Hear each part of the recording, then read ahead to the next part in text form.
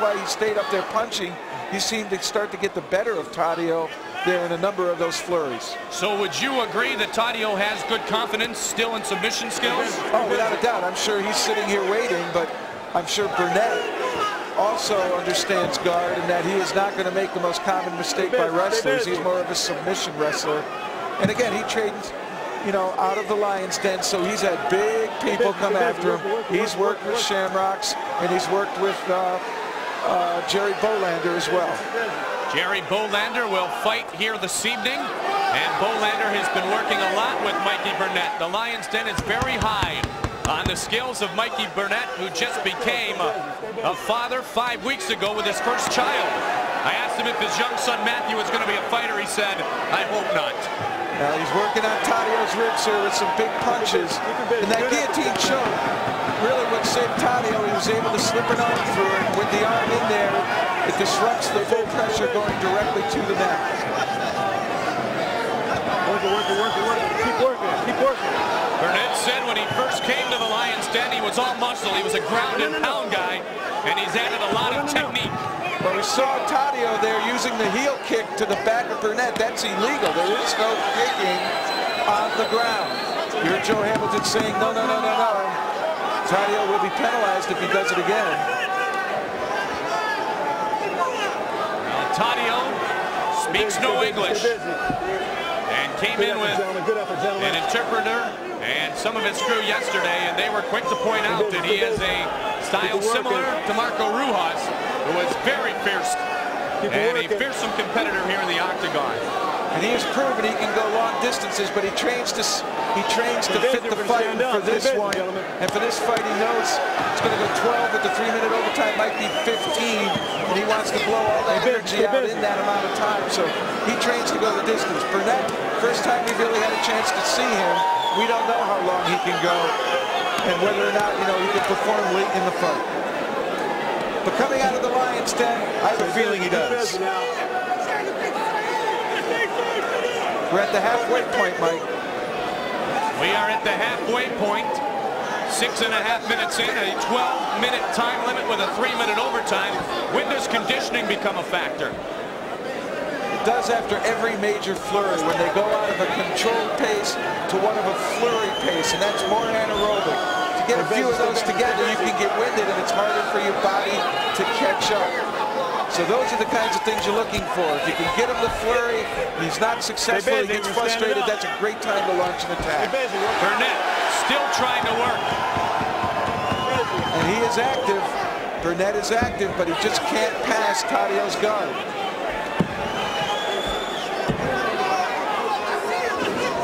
Stay busy.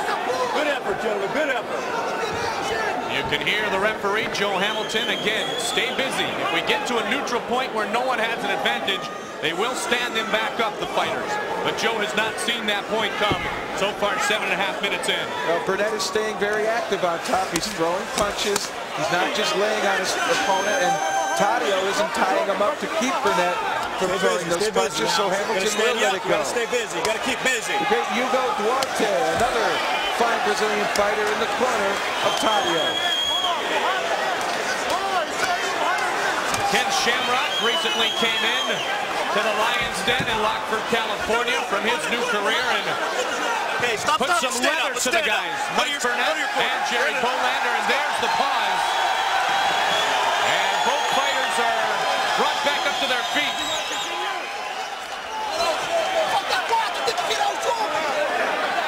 Taddeo's corner again with Hugo Duarte in it. Hamilton trying to get Taddeo's attention. They're going to restart him on the feet. Not enough action for Joe Hamilton, so we wanted to restart him. Burnett didn't mind to throw punches. You mentioned that earlier, Jeff. Oh, and he delivers a big right. Now an uppercut. Oh. Burnett delivering some drive. Taddeo's getting hit good. Taddeo's in trouble. The strength of Burnett they're showing, walking through some of Taddeo's punches and hitting him with some big bombs. Taddeo seems a little clumsy, a little fatigued. 8 minutes and 45 seconds in. Stay busy, stay busy, stay Just busy. over 3 minutes remaining. And Tadio just took a flurry of connected punches from Mikey Burnett. And physically, they both spent a lot of energy flurrying. And now you see the result. They got to take a little bit of a break. They're trying to survive. They're trying to catch their wind and not just fight out of frustration and desperation, but out of control and logic. Stay busy, don't rest. Tadio, you can see him. He's having trouble even breathing. That's not resting Saliva if you're coming using out it. of his That's not mouth resting as if you're he's using trying the to leg. breathe. He is really Stay breathing busy. heavy. Good effort, gentlemen. Good effort, When they gentlemen. were on the ground, Mikey Burnett also had a lot of rabbit punches to the ribs of Eugenio Tadio. Let's go. Good effort, But gentlemen. Good effort. both of these guys have spent some energy. They are giving this audience something to get on their feet. Oh, a big uppercut. Now Burnett trying to finish off Tadio. And it's over. Mikey Burnett. What a fight. They spent a good amount of time going toe-to-toe. And you saw the great strength of Mikey Burnett. You're beautiful. Burnett was able to walk through some of Tadio's punches at the end and connect with some bombs that eventually set up that very last flurry, which Burnett hit him again. Hamilton knew he was in trouble, stopped the fight. That was a good call. Both these fighters are exhausted. They put out so much energy. The pace was very, very fast the whole time. Really, the only break they took was in that flurry where they went to the fence. They kind of gathered, and then that set up the final flurry and the victory for Burnett. Dr. Richard Istrico, the chief physician of the Ultimate Fighting Championship, and quickly to take a look at Eugenio Tadio, as fighter safety is the ultimate of importance here in the UFC. For the official announcement, let's go into the octagon to the voice, Bruce Buffer. Ladies and gentlemen, the referee has stopped the fight with the winner, Mike Burnett.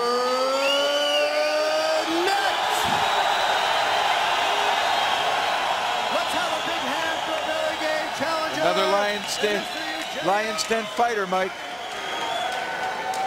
Here's early on in the matchup that lasted 9 minutes and 44 seconds.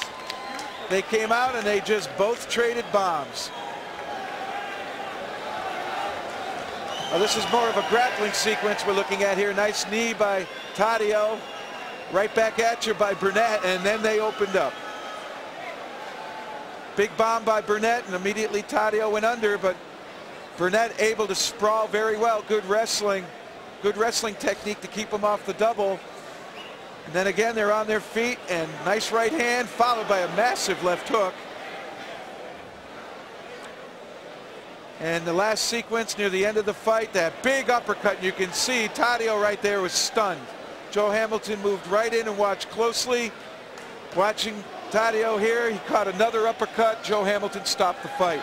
Mike Burnett, an impressive debut here in the octagon. Unfortunately, his Lions Den fighter, Mikey Burnett, will not be able to continue in the lightweight tournament. So Chris Brennan, a Brazilian jiu-jitsu fighter out of Mission Viejo, California, who fought in an alternate matchup prior to our on-air time this evening, will advance and fight in the lightweight tournament later on this evening. So Mikey Burnett, a great job done in 9:44, but he will not be able to continue and fight the winner of our second matchup here in the lightweight tournament. That matchup pits the 1996 Midwest Muay Thai champion Pat Miletich against the 1996 Olympic silver medalist at 149.5 pounds, the freestyle wrestler Townsend Saunders. Miletich said he is more confident than ever. After having 20 no-holds-barred matches, I feel that with my experience, I've been in a lot of tough situations in the cage, and that should come through for me in the end, I believe. Yeah, definitely the most experienced lightweight fighter, Pat Miletich, who just turned 30 years old. He wanted us to list him tonight, he's 29, but I'll tell you what, this guy, born in Davenport, Iowa, who lives now 40 miles from the University of Iowa in Bettendorf, is someone who should not be ashamed of his age. Part of the Iowa connection with one of the fighters tonight, Laverne Clark. He has sparred with pro boxers, and he feels at home in the cage. Miletich trained a lot of wrestling, so he understands takedowns. He's also familiar with Brazilian Jiu-Jitsu, so he understands submissions, and he's Muay Thai, so he understands strikes. He's a complete package. He's got lots of experience in there. He's a tough customer. He's going to be tough to beat. And also making his UFC debut, his opponent tonight is Townsend Saunders, who is exactly the same age at 30 years old. He now lives in Phoenix, Arizona, and has trained with the likes of Kevin Jackson. Townsend Saunders tonight set to take on that man, Pat Miletich. Here's Miletich's discipline description. Strong striker, that Muay Thai background. Good overall submission. He'll hit it from anywhere, mount or guard. And of course, all that experience. 20 fights in there. Certainly the most experience of all these lightweights in terms of mixed martial arts competition. Saunders with great wrestling skills. The 1990 Arizona State grad set to enter the octagon. Well, I'm going to protect myself, hold my guard up, and I don't plan on going toe-to-toe with somebody who's a real good striker. It's not my strength, so I plan on enforcing my strengths on them, making them wrestle me, and then I'll try submission holds on them, striking them just to open them up. But I don't plan on getting hit. That's one of my goals, not to get hit, not to hurt. They've got like 3 extra large. Well, as far as submissions are concerned, Townsend Saunders said, "I'm not worried. I think submissions are strong skills for me. Wrestlers generally know more submissions than they get credit for. It's the striking and the stand-up part I feel is less developed in my repertoire." But Townsend Saunders is one of the finest freestyle wrestlers in the world. Well, without a doubt, he can control where the fight takes place. If he wants to stay on his feet, it's going to be awful hard for Miletich to be able to take him down. World-class grappler, takedown specialist because of his freestyle background. This is his first UFC appearance, first time in the octagon, but he did, in contenders, beat Andre Pedneris, and Pedneris, very good submission fighter, was unable to put Saunders away. Saunders a bit defensive in that first time facing an experienced submission guy, but he was able to eke out a judge's decision. Miletich is 5 inches taller in the lightweight tournament, 170 pounds and under. Means you are qualified as Pat Miletich is set to take on Townsend Saunders to advance in our first ever lightweight tournament. Let's enter the octagon and check in with the voice, Bruce Buffer. Our next lightweight tournament bout begins with the fighter standing to my left. He is a Muay Thai boxer and Jiu-Jitsu expert with a mixed martial arts record of 18-1-1. He is a former Midwest Muay Thai champion, standing 5 feet 10 inches tall and weighing in at 170 pounds. He comes to us from Bettendorf, Iowa. Please welcome Pat Miletich. And his opponent, standing to my right, he is a freestyle wrestler, a 2-time national champion, a 2-time Pan Am Games gold medalist, a former Goodwill Games gold medalist, and the 1996 Olympic silver medalist. He stands 5 feet 5 inches tall and weighs in at 170 pounds. Fighting out of Phoenix, Arizona, please welcome Townsend Saunders.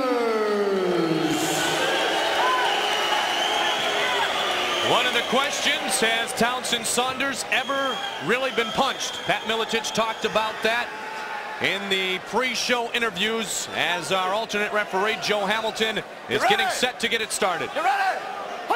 Here we go, lightweight tournament matchup number 2. Interesting to note, Miletich was actually cutting weight yesterday to make the weight class.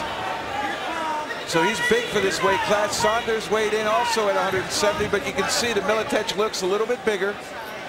Saunders wrestles at 152 pounds. Won his medal at 149. The weight classes have changed. 18-1-1 in mixed martial arts for Pat Miletich. Feels very comfortable in any type of atmosphere like this as he makes his UFC debut. Watch for knees here. Very possible that Saunders is not